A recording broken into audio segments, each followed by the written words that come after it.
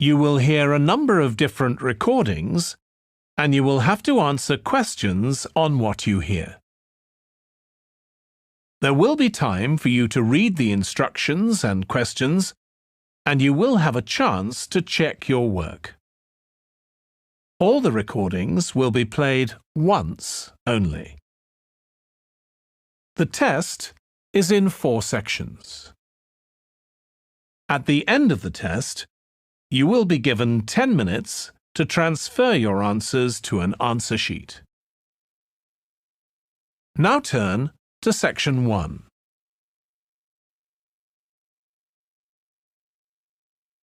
Section 1. You will hear a man inquiring in a tourist centre about activities suitable for families. First, you have some time to look at questions 1 to 4.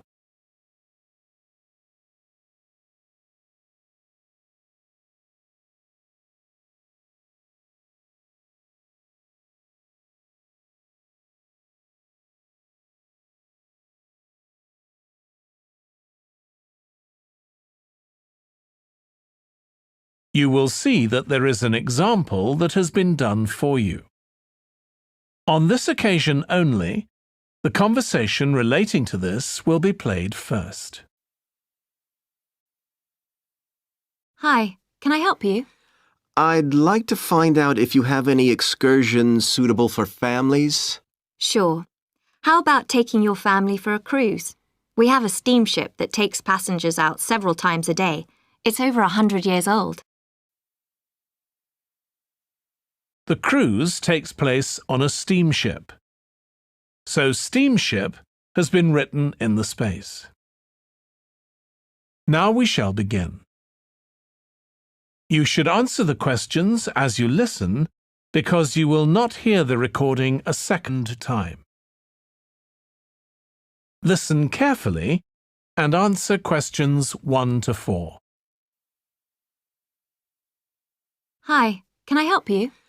I'd like to find out if you have any excursions suitable for families. Sure. How about taking your family for a cruise? We have a steamship that takes passengers out several times a day. It's over 100 years old. That sounds interesting. How long is the trip? About an hour and a half. And don't forget to take pictures of the mountains. They're all around you when you're on the boat and they look fantastic. Okay. And I assume there's a cafe or something on board? Sure. How old are your children? My daughter's 15 and my son's 7. Right. Well, there are various things you can do once you've crossed the lake to make a day of it. One thing that's very popular is a visit to the country farm. You're met off the boat by the farmer and he'll take you to the holding pens where the sheep are kept. Children love feeding them. My son would love that. He really likes animals. Well, there's also a 40-minute trek round the farm on a horse if he wants. Do you think he'd manage it? He hasn't done that before. Sure. It's suitable for complete beginners. Good. And again, visitors are welcome to explore the farm on their own, as long as they take care to close gates and so on. There are some very beautiful gardens along the side of the lake which also belong to the farm. They'll be just at their best now. You could easily spend an hour or 2 there. Okay, well, that all sounds good. And can we get lunch there? You can, and it's very good, though it's not included in the basic cost. You pay when you get there. Right. Before you hear the rest of the conversation, you have some time to look at questions 5 to 10. Before you hear the rest of the conversation, you have some time to look at questions 5 to 10.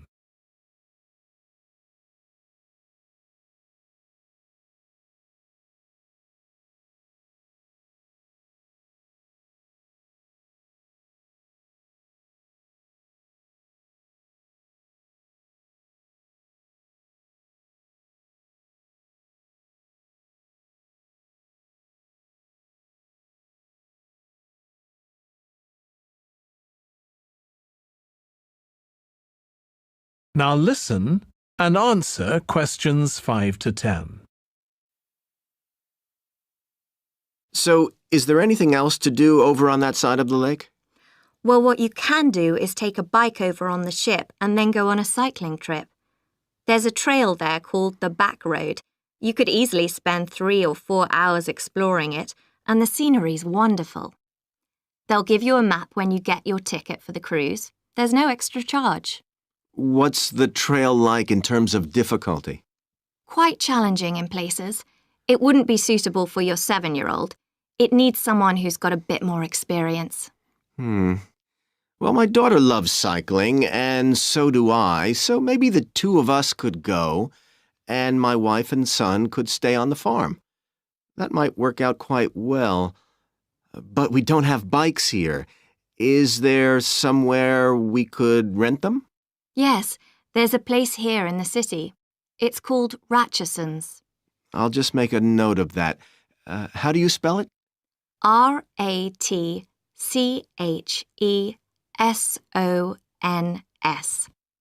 It's just by the cruise ship terminal. Okay. You'd also need to pick up a repair kit for the bike from there to take along with you, and you'd need to take along a snack and some water. It'd be best to get those in the city. Fine. That shouldn't be a problem. And I assume I can rent a helmet from the bike place. Sure, you should definitely get that. It's a great ride, but you want to be well prepared because it's very remote. You won't see any shops round there or anywhere to stay, so you need to get back in time for the last boat. Yeah. So what sort of prices are we looking at here? Let's see. That'd be 1 adult and 1 child for the cruise with farm tour. That's $117, and an adult and a child for the cruise only, so that's $214 altogether. Oh, wait a minute. How old did you say your daughter was? 15. Then I'm afraid it's $267 because she has to pay the adult fare, which is $75, instead of the child fare, which is $22. Sorry about that. That's okay. So how do we find out? That is the end of section 1. You now have half a minute to check your answers.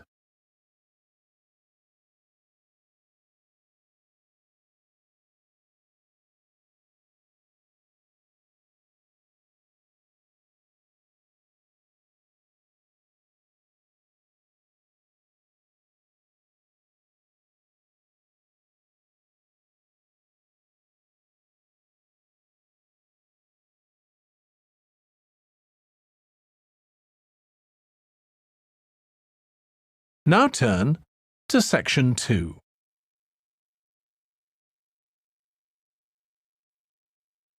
Section 2. You will hear a restaurant manager talking to a small group of new staff who are starting work as kitchen assistants in a restaurant. First, you have some time to look at questions 11 to 16.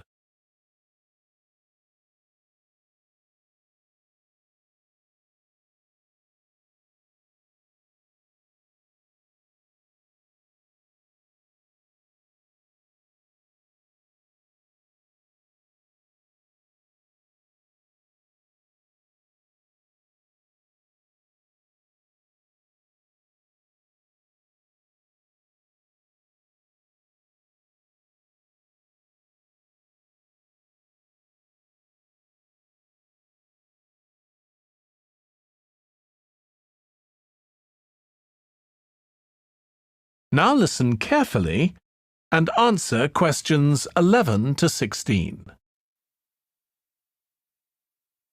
Good morning, everyone. My name's Joy Parkins, and I'm the restaurant manager.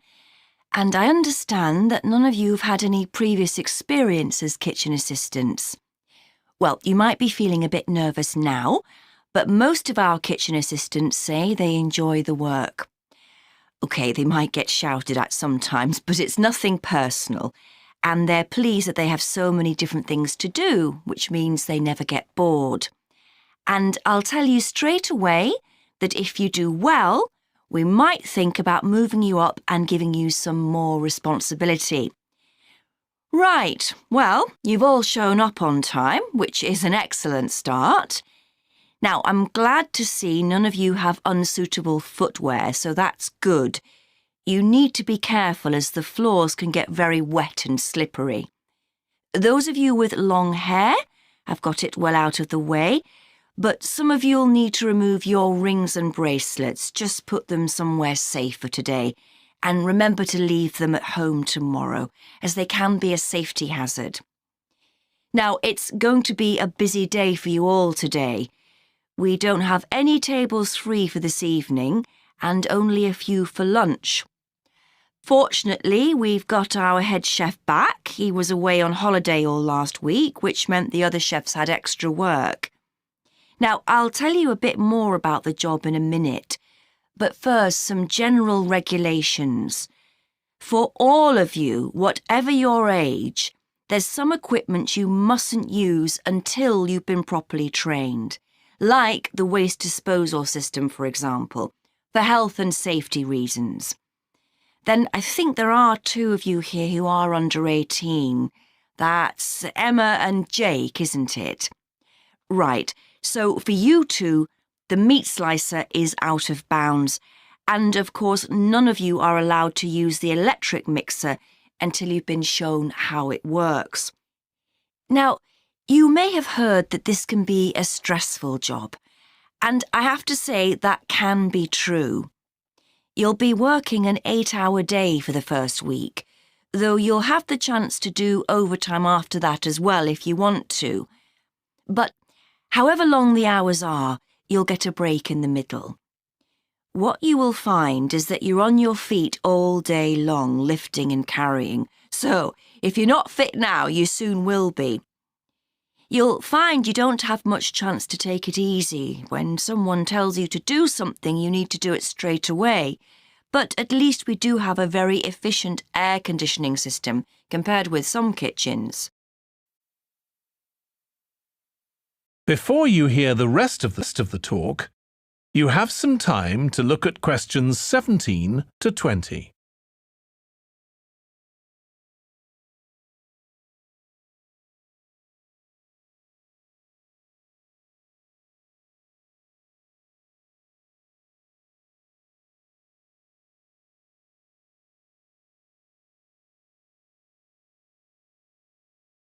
Now listen and answer questions 17 to 20. Now, let me tell you about some of the people you need to know. So, as I said, I'm Joy Parkins, and I decide who does what during the day and how long they work for. I'll be trying to get you to work with as many different people in the kitchen as possible, so that you learn while you're on the job. One person whose name you must remember is David Field. If you injure yourself at all, even if it's really minor, you must report to him, and he'll make sure the incident is recorded and you get the appropriate treatment. He's trained to give basic treatment to staff himself, or he'll send you off somewhere else if necessary. Then there's Dexter Wills. He's the person you need to see if you smash a plate or something like that. Don't just leave it and hope no one will notice. It's really important to get things noted and replaced, or there could be problems later. And finally, there's Mike Smith. He's the member of staff who takes care of all the stores of perishables. So, if you notice we're getting low in flour or sugar or something, make sure you let him know so he can put in an order. OK, now the next thing we need to cover. That is the end of section 2. You now have half a minute to check your answers.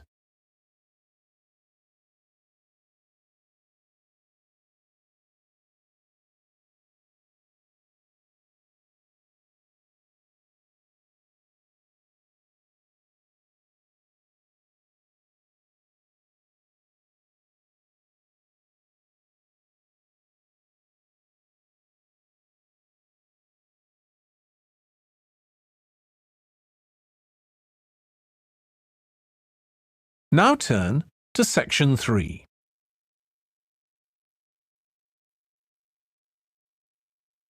Section 3.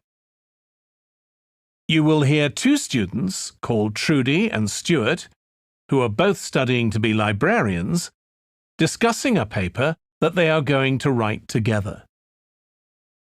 First, you have some time to look at questions 21 to 23.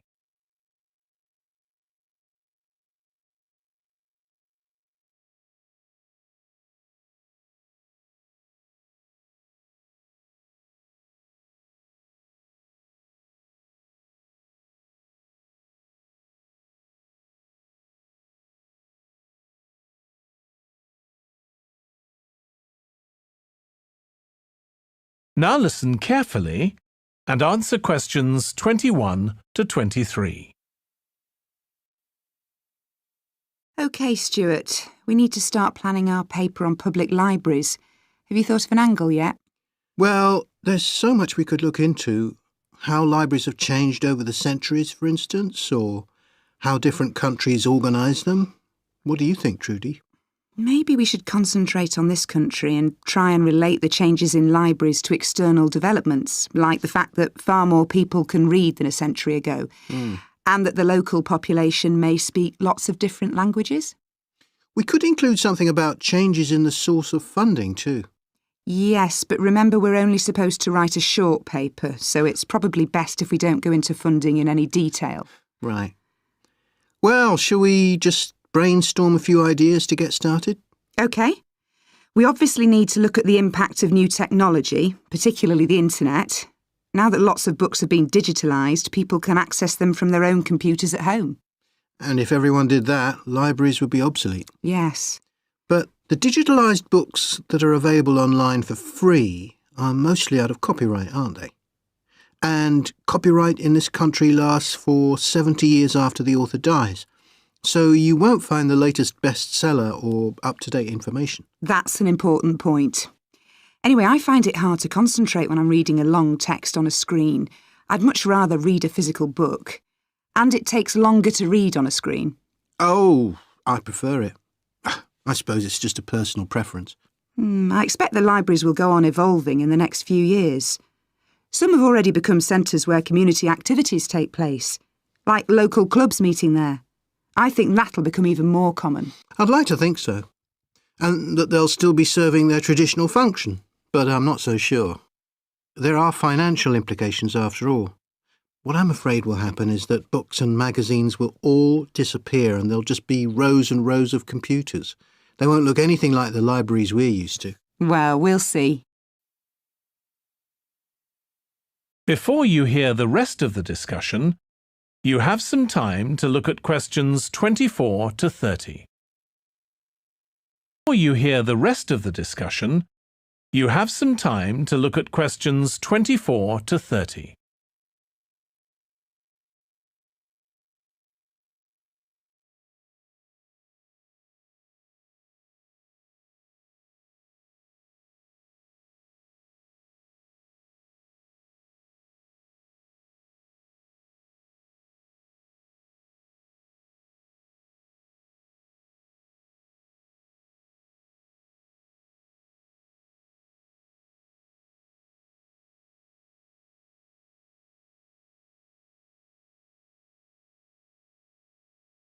Now listen and answer questions 24 to 30. I've just had an idea. Why don't we make an in-depth study of our local public library as background to our paper? Yes, that'd be interesting. And raise all sorts of issues. Let's make a list of possible things we could ask about, then work out some sort of structure. For instance, we could interview some of the staff and find out whether the library has its own budget or if that's controlled by the local council. And what their policies are. I know they don't allow food, but I'd love to find out what types of noise they ban. There always seems to be a lot of talking, but never music. I don't know if that's a policy or it just happens. I've often wondered. Then there are things like how the library is affected by employment laws. I suppose there are rules about working hours, facilities for staff and so on. Right. Then there are other issues relating to the design of the building and how customers use it. Like, what measures does the library take to ensure their safety? They'd need floor coverings that aren't slippery, And emergency exits, for instance. Oh, and another thing, there's the question of the kind of insurance the library needs to have, in case anyone gets injured. Yes, that's something else to find out. You know something I've often wondered? What's that? Well, you know they've got an archive of local newspapers going back years. Well, next to it, they've got the diary of a well-known politician from the late 19th century. I wonder why it's there. Do you know what his connection was with this area? No idea. Let's add it to our list of things to find out. Oh, I've just thought, you know, people might ask in the library about local organisations like sports clubs. Well, I wonder if they keep a database or whether they just look online. Right. I quite fancy finding out what the differences are between a library that's open to the public and one that's part of a museum, for example. They must be very different. Then something else I'd like to know is... That is the end of section 3. You now have half a minute to check your answers.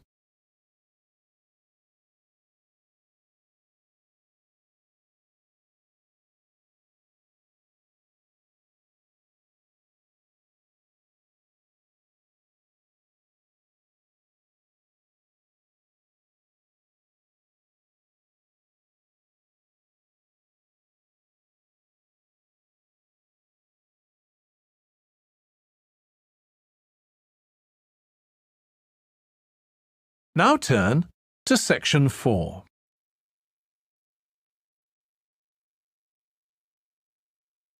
Section 4. You will hear part of a lecture for business students about business values. First, you have some time to look at questions 31 to 40.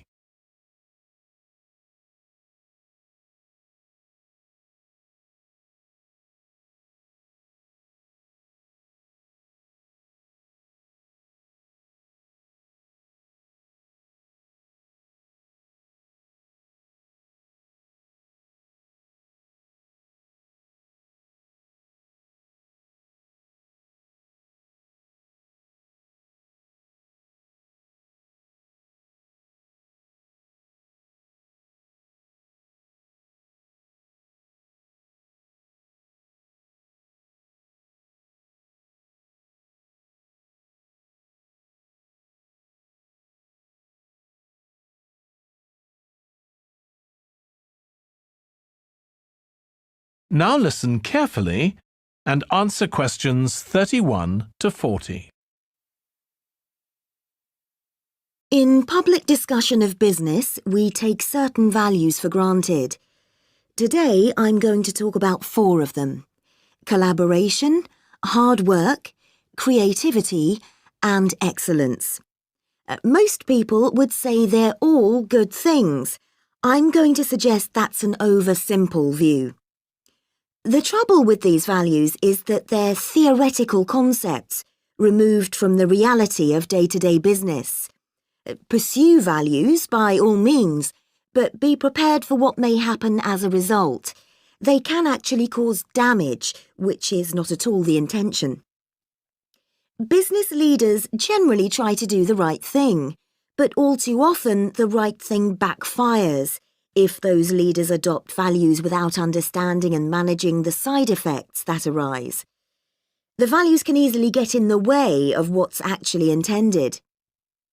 OK, so the first value I'm going to discuss is collaboration.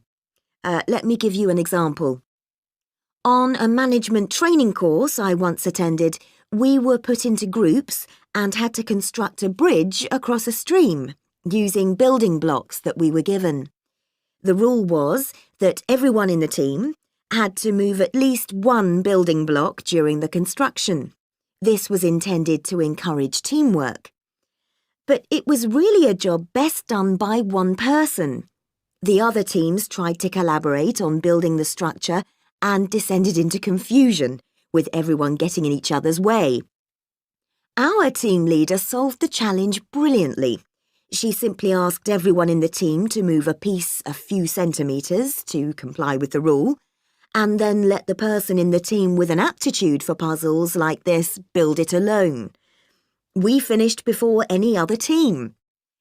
My point is that the task wasn't really suited to team working, so why make it one?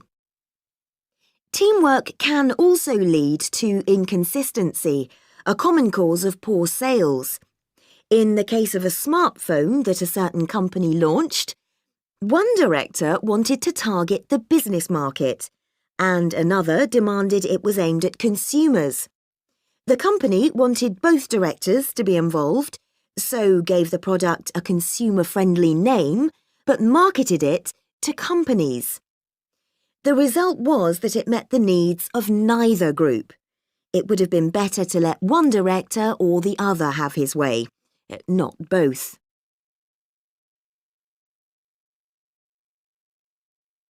Now, industriousness, or hard work. It's easy to mock people who say they work hard. After all, a hamster running around in a wheel is working hard and getting nowhere. Of course, hard work is valuable, but only when properly targeted. Otherwise, it wastes the resources that companies value most, time and energy, and that's bad for the organisation. There's a management model that groups people according to 4 criteria: clever, hard-working, stupid, and lazy. Here, lazy means having a rational determination not to carry out unnecessary tasks. It doesn't mean trying to avoid work altogether. Most people display 2 of these characteristics, and the most valuable people are those who are both clever and lazy. They possess intellectual clarity and they don't rush into making decisions. They come up with solutions to save the time and energy spent by the stupid and hard-working group. Instead of throwing more man-hours at a problem, the clever and lazy group looks for a more effective solution. Next, we come to creativity. This often works well. Creating an attention-grabbing TV commercial, for example, might lead to increased sales. But it isn't always a good thing. Some advertising campaigns are remembered for their creativity without having any effect on sales. This happened a few years ago with the launch of a chocolate bar. Subsequent research showed that plenty of consumers remembered the adverts, but had no idea what was being advertised. The trouble is that the creator derives pleasure from coming up with the idea and wrongly assumes the audience for the campaign will share that feeling. A company that brings out thousands of new products may seem more creative than a company that only has a few, but it may be too creative and make smaller profits. Creativity needs to be targeted to solve a problem that the company has identified. Just coming up with more and more novel products isn't necessarily a good thing. And finally, excellence. We all know companies that claim they strive for excellence, but it takes a long time to achieve excellence. In business, being first with a product is more profitable than having the best product.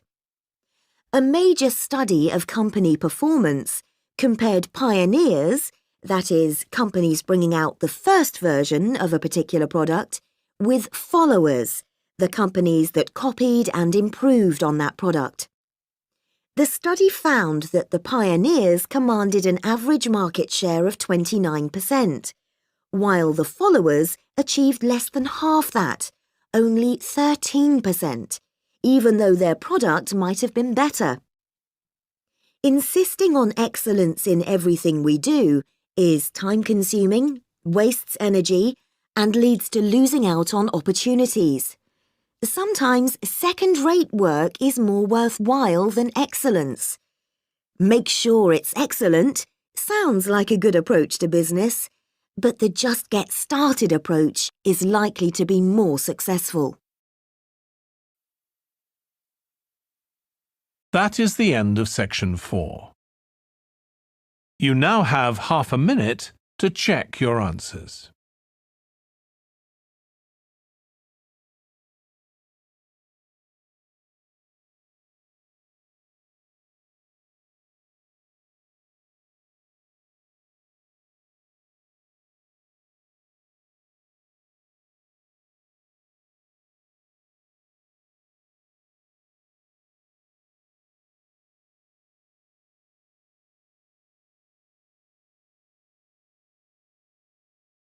That is the end of the listening test. In the IELTS test, you would now have 10 minutes to transfer your answers to the answer sheet.